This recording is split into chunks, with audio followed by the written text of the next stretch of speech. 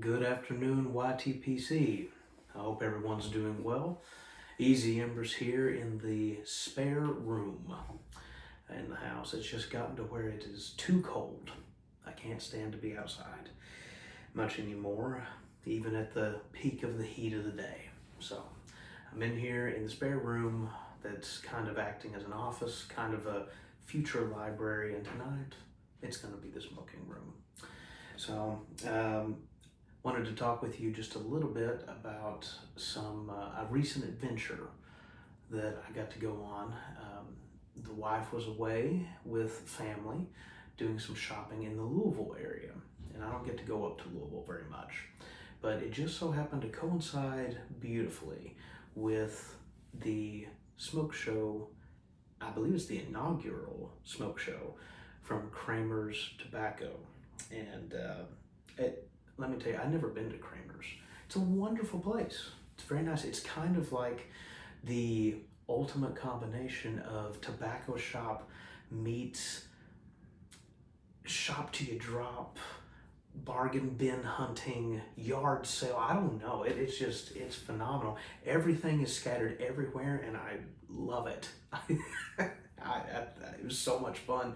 It's just an assault of the senses in the most wonderful way possible. And everywhere you look, there's something stashed somewhere. And so there's an extra added fun for those of us that love yard selling and other things, just to look in one corner and kind of, you can glaze over everything, but then you got to go back and you have to dig in each pile. And so I was able to pick up a couple of things that from them that I had been hoping for, or just didn't think I would have an opportunity to get. I've got one of them sitting down here, and I'll show you what it is. I thought my opportunity had ran out to get that fella right there, the old boss. And so I was going through and I was looking at some tins, and sure enough, it was a tin. It was not in its own stack. There was two other blends on top of it, but was able to get that. So, and I just wanted the one. You know, I've never been a guy to like stack up whole bunches of, you know, things like that. I just want to be able to sample it and say I tried it, you know, and have it as a frame of reference in my mind, and then be able to share it with others. But what a great show. What a great spot. If you haven't had a chance to go there, I recommend it. It's pretty cool. But what a great opportunity to get to meet some fantastic people. We all, of course, were apologizing, and that's always the first thing with a pipe show, pretty much, is, you know, I'm sorry, I'm probably not going to remember your name in 6 seconds, but, you know, first time, you need a little bit more practice. But I got to talk with some of the locals in that area. Great people. You know the type of people. You are the type of people. They're just good. In particular, I was surprised. I didn't expect to see Pipe Man 1861, but he showed up there, and I got to sit beside him and talk with him a bit. And he's a nice guy. He is what you see on the channel, and got to ask some questions of him, pick a brain with him with his job, and it was just a fun time. It's a little chilly, but they had everything set up so well. You know, it was a delight. A nice, sizable little pipe selection going on, but there was one reason in particular that I went up there. And there was one vendor in particular I had my eye on, because I was really curious about it, and I've seen some stuff, and I'd even gotten one sample at the Ohio Pipe Show, and I was like, I'm hooked. I gotta try and get more. And so while I was there, I couldn't pass up the opportunity to adopt my first cat. Yeah. That's what we're gonna be talking about here. And that's why I do not have a pipe lit, because I have 3 blends that I would like to do a quick run through tonight on each of them from this fella. I believe his name is Joshua. I got to meet him. Really nice guy. Really nice guy. I see a lot of talent in him. And first off, talent-wise, let's just talk about the artistry here. His tins are really interesting. I mean, it's sizable tin, kind of more old school style tins, and the artwork is really nice. But the thing you'll need to remember whenever you get some of these is it's more like an Altoids can. So you'll need to go ahead and open it up and jar up your tobacco. But he does go the extra mile on this. He really does, because his inside each tin involves some really cool artwork. So I'm going to show you some of that. There's a couple of stickers that he includes on it, so you can put it on the jar and you can, you know, keep track of everything. But he also includes little inserts, and they're almost like collector cards. It's pretty cool to see all of the artwork that comes from it. So I thought I was going to try each of them in order here and give you kind of first thoughts, first impressions on some stuff. And so we're going to start out with this one, the Rat King. And I just love some of this artwork. It's really good.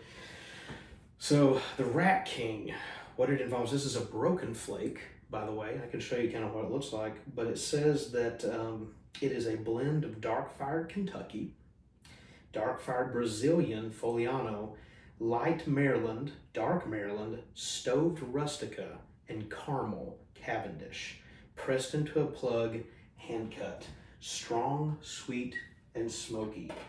So that's the first one, and he's right about the broken flake. I don't know if you're going to be able to see that super well, but I mean, it is a broken flake. It comes off in chunks, but if you rub it out like what I did, it ends up being more of what I call a rough cut, kind of. Yeah, it's more of a rough cut, but it is a true flake. It really does look and act as a flake would and should. But I thought I'd light this up here and just kind of get some initial notes, some impressions for you, and then we'll move on to the next couple.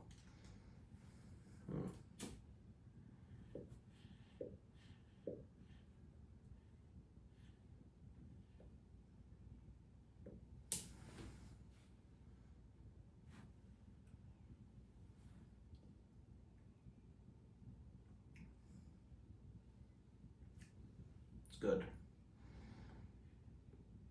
Right off the bat, you can detect the sweetness. I don't taste the caramel as much as I get the caramel through retrohale, but it's present.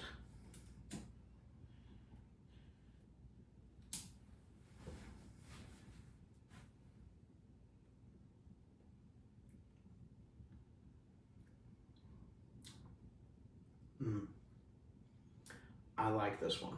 I like it a lot.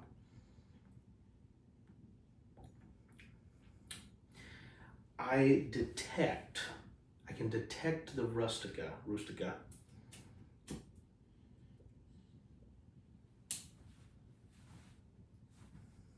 And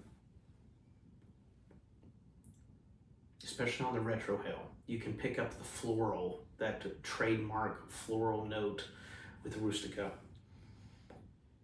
And this is my second bowl of this that I've had, and I think for the last one too, there was a trademark sort of, you know, your typical rustica, doesn't want to stay lit super well. Not that I have taken great extremes to pack this in the best way possible. This is just a small little bit here. So you got to take into account my lack of technique. But on the first bowl, I was doing quite a few relights, but who cares?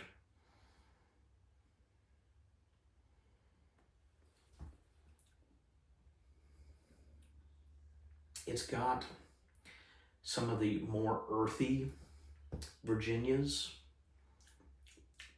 There is the sweet sort of caramely note that comes through, and then more of a herbal. Ooh. Okay, so on the finish, it has a long finish to it.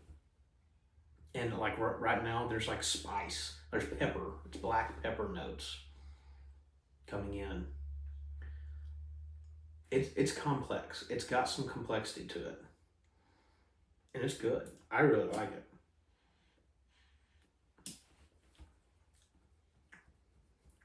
Your first sort of hit is going to be your Virginias, followed by sweetness. Then you get the rustica with the herbal sort of note. And then your finish is going to be more of the peppery, sort of black pepper.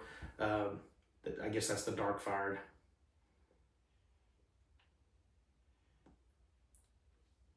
It's good stuff. It's really good stuff.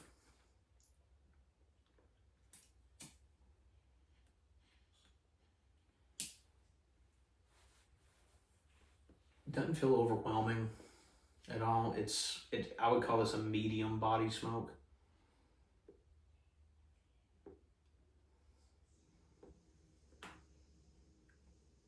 I'm just purely guessing here, but I would say that the percentage of Rustica and dark fired is not super high.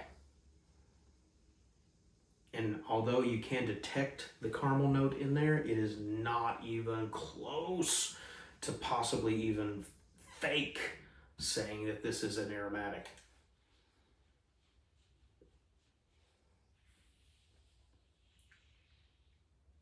It's got, for somebody who's spent some time around tobacco, it's got just that perfect range of like noticeable flavoring in there, but definitely not smack you in the face. And it has so many other layers to it. You know, I don't know, man. It's very good. It's very good.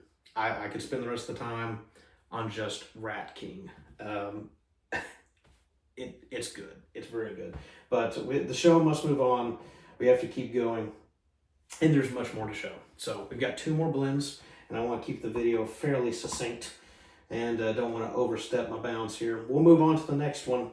But Rat King's pretty good. If you get an opportunity, I say go for it. Let's take a look at this one.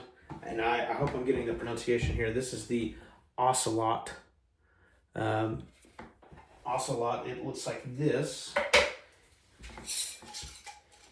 It's broken apart a little bit more. This is more of like, it's I won't quite say it may have at one time been a flake, but the flake is pretty well fallen apart. I'd almost call it like a chunky sort of cut. There's not a whole lot of any of them that's actually remained in a flake form. Here's the Ocelot here. I hope you can get the picture card. I really like the picture card on here. And on the top one, of course, it's got the color pattern, but on the front, or the other one, you actually have the ingredients, or the main ones. They're here. I don't know if you can make that out, but at the top, you can do a quick look at it and kind of see what's involved with it. But let's move into it real quick. And I've already got a bowl kind of packed up. I started this one earlier today. This one I think has, I think it's safe to say, has a deeper taste.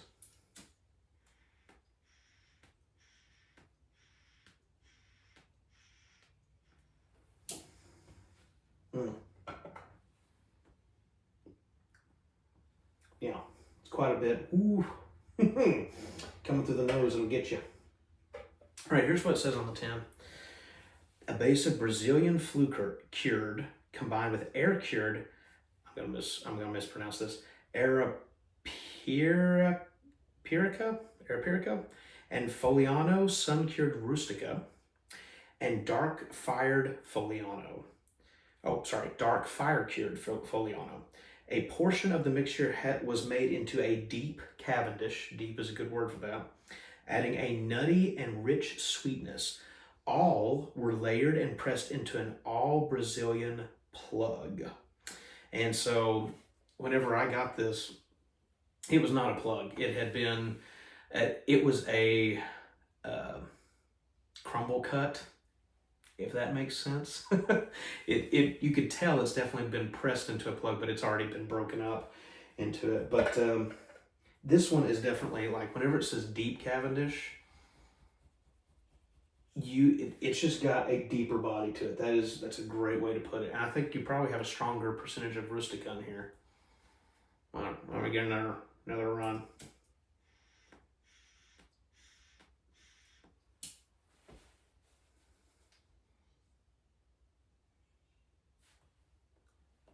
This one stays lit better than the Rat King for me. But it's quite a bit spicier. It's quite a bit spicier. And it's got just a deeper flavor to it. The caramelized sweetness that was in the Rat King isn't really present in this one, in my opinion. I can't detect it. The black pepper, the peppery spice comes in at the end in waves. It's almost, this reminds me a lot of some cigars. I don't have a lot of experience with cigars, but the ones that I've tried, this one's a lot more cigar based, or reminiscent, I should say.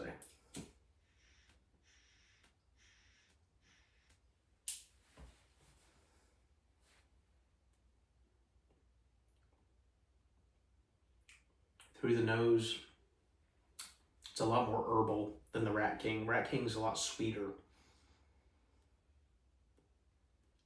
I took this one outside for a little bit in the cold when I was walking the dog.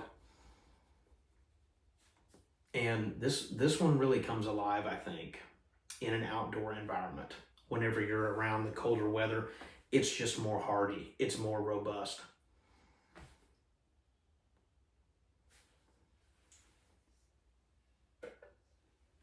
This is the first tobacco I've had that's a Brazilian flake.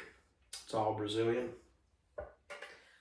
And my takeaway is strong pepper. Deep and strong pepper.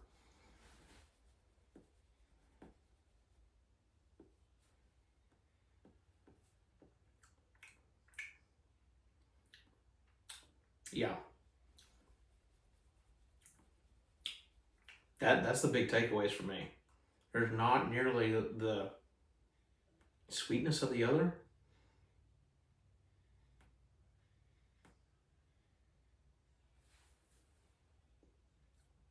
The herbal goes up quite a bit.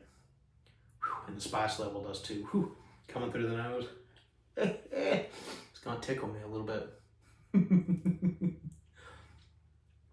It's good. But this is definitely a step up. It's a stronger blend, quite a bit. Herbal note goes up on it, and sweetness is kind of taken away. So, very good. I recommend that one for anybody that's like medium body, or medium body cigar, something like that, because of that black pepper note that's in there. It's just reminding me of a cigar blend far more. All right, on to the last one, because I think we're already at the 18-minute mark. So I don't want to keep you forever. But I love the look on this one. I mean, it's a little 60s retro throwback on this one. This is Balkan Lynx, and I believe this one was specifically made just for the gathering that we had there. And this one is a true, like it says on it, crumble cake. And I guess you would call it that. I'll show you what it looks like here. Whenever I opened it up, I didn't look at the label on it, and it didn't say crumble cake. I didn't see crumble cake. Whenever I got it out, I was like, this is a plug. But yeah, here's what it looks like.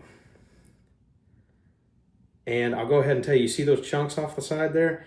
And right here, that's me trying to break off some, but it did not want to break. So I know he says it's a crumble cake here, but I'm telling you, it's more of a plug. And I really should have used a knife or something to get a good slice off, because I tried pulling it off and it wasn't super easy. I mean, you can do it, but it was not super easy. Oh yeah, here's the artwork.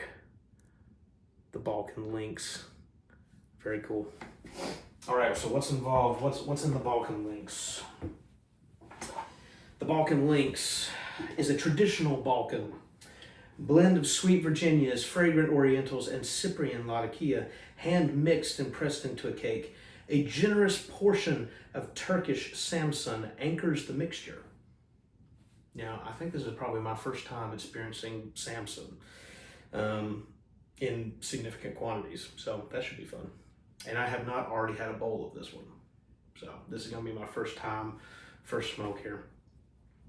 Supported by a bouquet of aged leaf, including 2019 Izmir, 2017 Latakia, and 2012 Red Virginia, and 2011 Macedonian Dubec. Okay, sounds cool. Quite complex, but yeah, it says it's blended for the inaugural Kremer's Smoke Pipe Show in December 6th. All right, let's give it a try. I'm gonna be rocking my clay pipe here. First firings of this brand new blend here.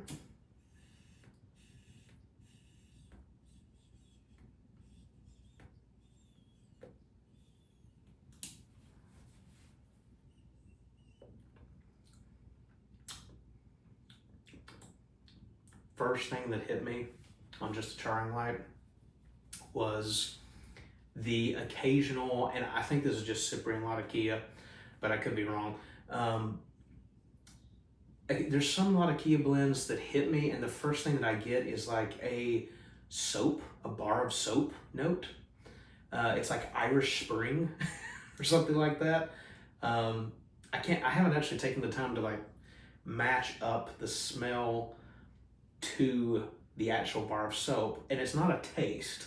There's like this, it's this very floral sort of, it's hyper floral, and I want to say it's Irish Spring, but that was the first thing I got, was just like Irish Spring, bar of soap. Yeah.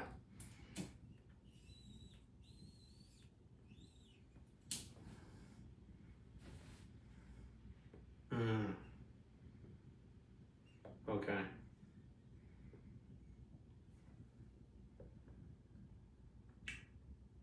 Ooh. Very floral, very herby. Lots of herb. Vegetal.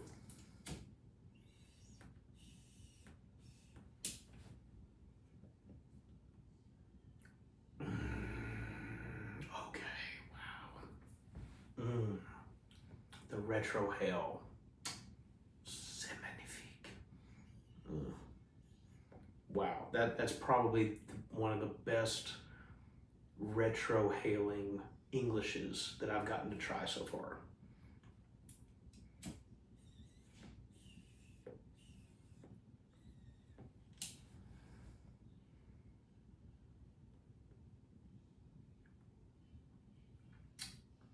There's almost a buttery quality to it.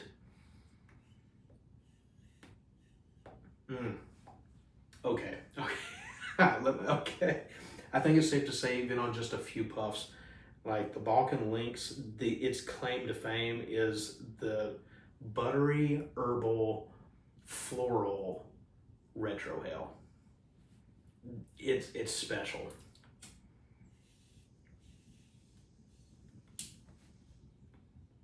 It tastes like a, ooh, a little spice there, like a more peppery, light Latakia. It's like it reminds me a little bit of some of the Oriental, sort of typical Oriental notes that you get from some other Balkans. That's not super, it's not super different than some of the other ones, like taste-wise, but the retro hail is magic.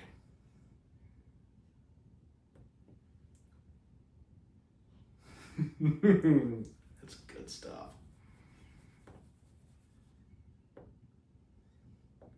Definitely not heavy. This is a light English. Medium light.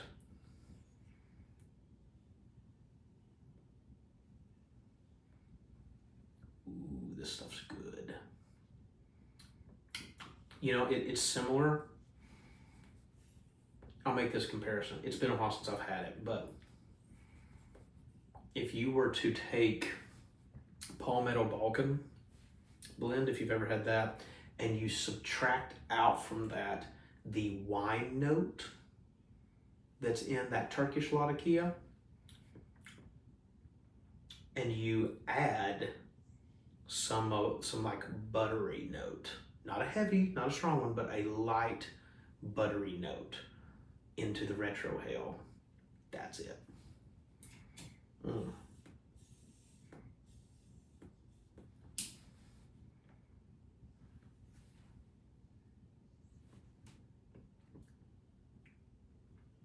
It's good.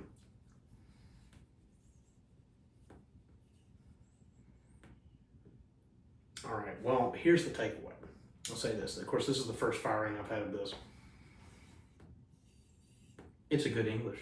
It's a good English. I don't think this one would be too terribly off-putting to the wife. I don't think. She doesn't particularly love Latakia blends. Occasionally it makes her throat kind of itch. But you really taste the I guess it's the Orientals here. I can definitely tell the difference between this being a Balkan blend versus like a heavy English. It's not a heavy English at all. It's very light. It's not smothering. It's not coating my tongue with like this oily, heavy presence. It's very light, very herbal, and then I'm calling it right now. There's something really addictively nice about the retrohale in this, and I can't quite put my finger. I'm gonna need more time. I need more time. But anyways, I wanted to share those with you and be looking on his channel. I think he's got all the social media and stuff for his releases. He's had some other releases that I've been interested in, and I didn't make it in time to get it, but I really want it now. If I had to personally pick, I'm not a big super heavy nicotine guy, and I'm not a super heavy hitter, like hardcore, drown you out sort of English flavor. So if I was picking favorites right now as it stands, I'm going with Rat King is my personal favorite. It is so complex. It has depth plus sweetness to it. It's my pick. Okay, it's my personal favorite based on just the firing and the really unique retrohale. I'm gonna have to go with second place, Balkan Lynx from that, and then I'm putting this guy in third place for now, simply because I'm gonna need a little bit more time, but this one's a heavy hitter, and this is not something that, like the other two, I could smoke. I could smoke pretty good, especially the Balkan Lynx. I could smoke that for a good long while and really enjoy it. But this guy, I'm gonna have to be very careful about smoking too much of it, because even just the little bit that I had there, it's heavy.